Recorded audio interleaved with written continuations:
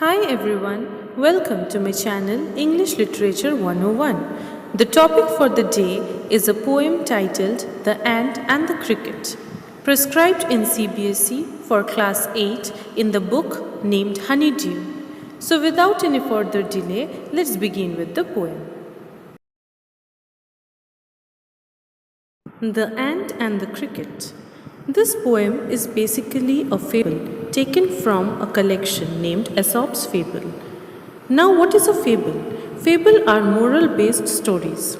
Moral stories means stories from which we learn something, stories which contain some lifelong lessons that are useful and beneficial for all human beings. So, the fable are moral-based short stories, often with animals as characters.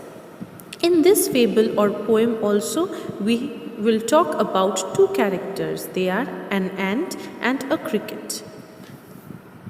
A silly young cricket, accustomed to sing through the warm, sunny months of gay summer and spring, began to complain when he found that, at home, his cupboard was empty and winter was come. In these lines, the poet says that the Cricket is basically a kind of an insect which is very joyful and fun-loving.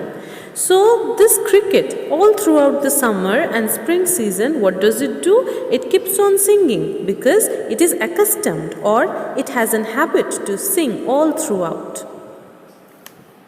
Here singing refers to the noise which this insect or cricket makes. So all throughout the summer and spring season, the cricket enjoys singing and dancing. But one day what happened? This cricket started complaining. Why? Because his cupboard was empty and the winter season had arrived. Not a crumb to be found on the snow-covered ground, not a flower could he see, not a leaf on a tree. Oh, what will become, says the cricket, of me? As all throughout the spring and summer season, the cricket spent his time dancing and singing and did not collect food for winters, suddenly when winter arrived, he was left with nothing. He had no crumbs, that is, he had no food to it, and his cupboard was also empty. Everything, whether it be flower or leaves, everything was covered with snow, and now he was tensed because he did not know what to do, where to go, how to survive, what to eat and how to live. At last by starvation and famine made bold, all dripping with wet and all trembling with cold, away he set off to the miserly ant. Now, as the cricket had no food, he was hungry, he was starving, and he thought that he need to do something to survive. Then all of a sudden, an idea came to him. He thought of going to the miserly ant. Here, the word miserly can be seen in two ways. First, miserly in the true sense, that is, a person who does not like to spend or give anything. And secondly, it is used as a comparison between the cricket and ant. As compared to cricket, we know that ant is very small creature. So, by saying miserly ant, the cricket means that what can one expect from a small and tiny creature like ant? But as the cricket was in a great need, his last hope was none but the ant. And thus shivering in cold and getting wet by the dewdrops, he goes to the ant for help. To see if, to keep him alive, he would grant him shelter from rain, and a mouthful of grain he wished only to borrow, he would repay it tomorrow. If not, he must die of starvation and sorrow. Now, as the cricket had decided to go to the ant and ask for help, he thought over it and came up with two situations. First, if the ant helps him, what will happen? And secondly, if the ant denies, then what will happen? So firstly, the cricket thought that if the ant helps, then the ant would provide him with shelter to keep him safe from winter and rain, and the ant would also give him food to eat. The cricket thought that if the ant would help him, then he would take help from ant and later on repay him back. But somewhere the cricket also thought that if the ant denies to help him, then he would have no other way but to die out of hunger and pain. Says the ant to the cricket, "I am your servant and friend, but we ants never borrow, we ants never lend." Finally, the cricket arrives at the ant's place and the cricket asks for help. On seeing the cricket, the ant says that, "Cricket, you are my friend. I understand your situation. But we ants follow a policy. That is, we neither borrow from others nor lend something to others." "But tell me, dear cricket, did you lay nothing by when the weather was warm?" The ant then asked the cricket that, "My friend, tell me something. What were you doing when the weather was warm? What were you doing during spring and summer season? Didn't you collect food for yourself?" Quoth the cricket, "Not I. My heart was so light that I sang day and night, for all nature looked gay."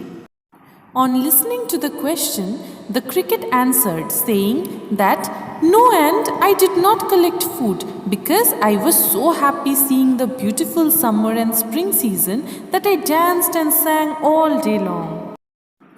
"You sang, sir, you say? Go then," says the ant, "and dance the winter away." On listening the answer from the cricket, the ant was shocked and he said that, "Cricket, without collecting food you wasted your time singing and dancing.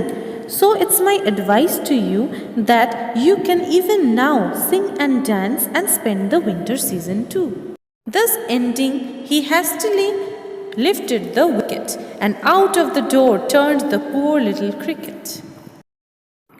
After saying this, the ant picked the cricket up with its two legs just like a wicket and threw him out of his door. Here the poet gives a modern touch to the poem by rhyming the word cricket with wicket. As we know that wicket is a part of the sport cricket, so as the name of the insect and the sport is same, the poet uses the term wicket to justify both the things. The term wicket in case of the insect refers to the two legs of the insect. Folks call this a fable. I will warrant it true. Some crickets have 4 legs and some have 2. In the last 2 lines, the poet says or assures that yes, this poem is undoubtedly a fable, that is, a moral story. Why? Because such a characteristic of laziness is not just found in the 4-legged insect like the cricket, but also in 2-legged insect like we, the human beings. So, as it is a fable, it is sure that it should have some moral lessons, isn't it? So, if we talk about the 2 moral lessons that the poet brings up through this poem, they are not to be lazy and second, to have farsightedness. These 2 things are 2 traits of human being, isn't it? Just as the cricket, there are human beings who are lazy, who spend their time idly without doing any work. They are not serious about their life. So the poet through this poem tells us that we should not be lazy in our lives. Secondly, we should have farsightedness. Farsightedness means having the ability to think about future. We human beings, whenever we do a work or do anything, we always need to think of its future consequences, the benefits, the advantages as well as the disadvantages. Here the cricket failed to have farsightedness. He did not think or he was not concerned about the future, that is the winter season, and as a result he had to suffer. So through this fable, the poet somehow tells us not to be lazy and to always think of future, that is to have farsightedness.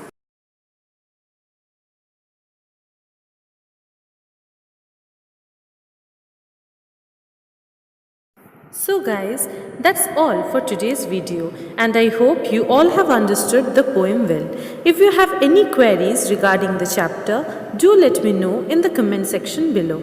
And please don't forget to like and subscribe my channel. Thank you.